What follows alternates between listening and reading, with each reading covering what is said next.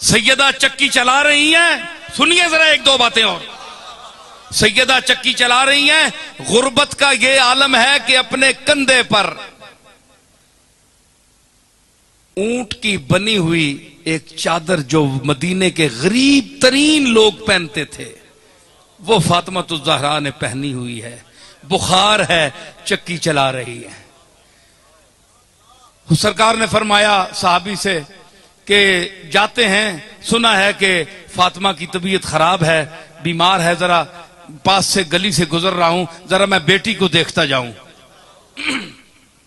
सरकार तशरीफ लाए तो सैयदना एक बाप एक आंख भर कर देखा, अपनी गुर्बत को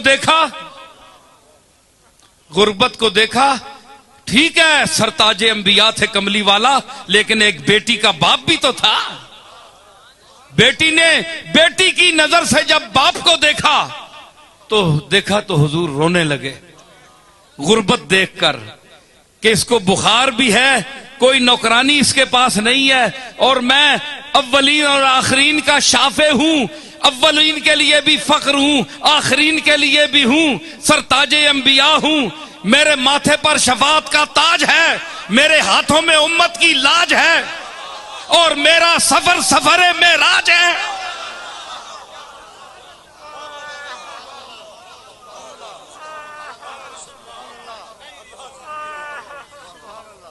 इतनी शान वाला नबी, इतनी आन वाला, इतने जाहो जलाल वाला, जिसके रास्ते अंबिया देखें, और बेटी का ये आलम कि एक गरीबों का छोटा सा कंबल कंधे पर रखकर बैठी है, गरीब है, कुछ भी नहीं है। मेरे मालिक तू देख रहा है मोहम्मद की गरीबी को, जिसके हाथ में सब कुछ है लेकिन हाथ खाली है। इतना दिया है कि हाथ खाली हो गया।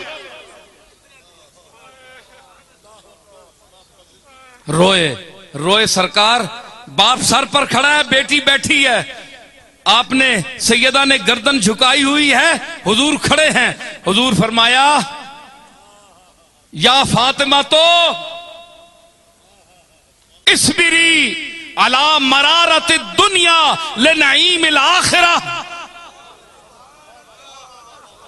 क्या जुमला फरमाया बाप ने, क्या जुमला फरमाया कि इस्बिरी या फातिमा, ए मेरी फातिमा बेटी, मेरी प्यारी बेटी, मुझे तेरे आंसू अल्लाह ना दिखाए,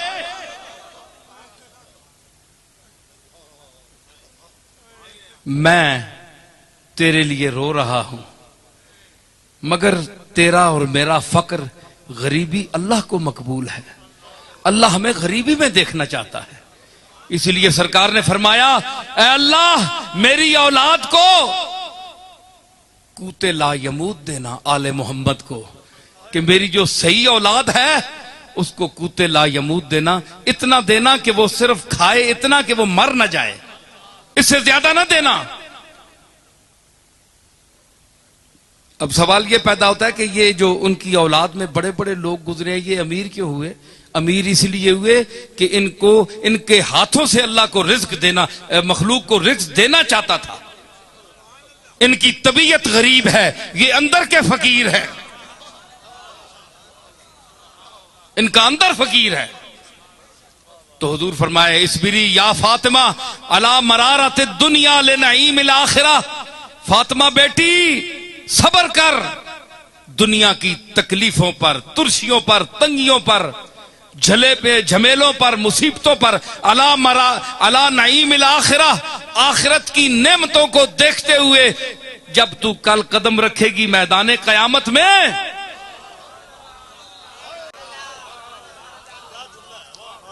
एक और हदीस का जुमला मैं इसके साथ मिला रहा हूं, यहां सरकार की बात खत्म हो गई।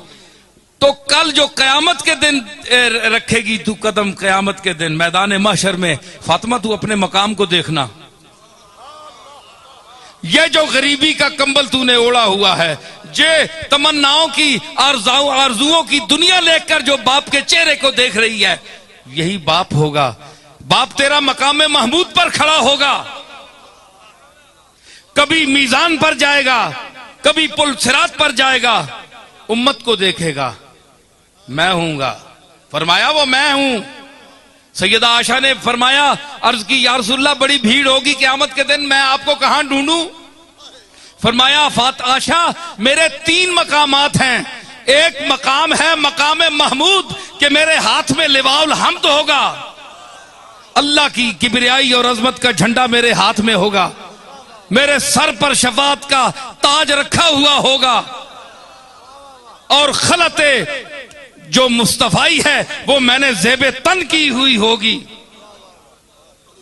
अगर वहां ना मिला तो आशा मुझे मीजान पर देखना, जहां तराजू लगा हुआ होगा, जेड़ी आने तरकड़ी लगी उसी अमाल दी, उत्थे मां वेखी क्यों कि अमल जिस दे काटो सुन ओ अमल कमली वाला पूरे करसी।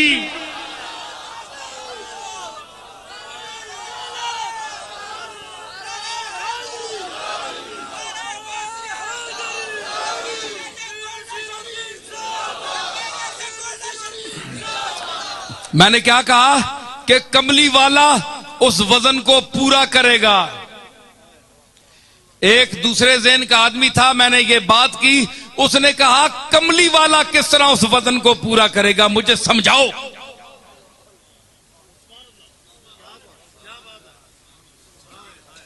है?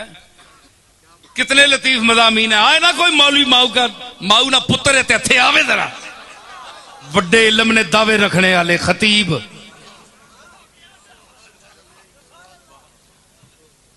एक करम कमली वाले दा डायरेक्ट अता हो रही है। तो क्या मैं अर्ज कर रहा हूं, उसने कहा कि कैसे वजन डालेगा। मैंने कहा कमली वाला खड़ा होगा आकर, कमली वाला खड़ा होगा। कमली वाले की निगाह जब मीजान पर पड़ेगी तो निगाह का इतना वजन है कि पलड़ा झुक जाएगा, और कमली वाले की निगाह पाक है, पाक निगाह पड़ेगी तो उसका पलड़ा झुक जाएगा और बंदा सीधा जन्नत में जाएगा।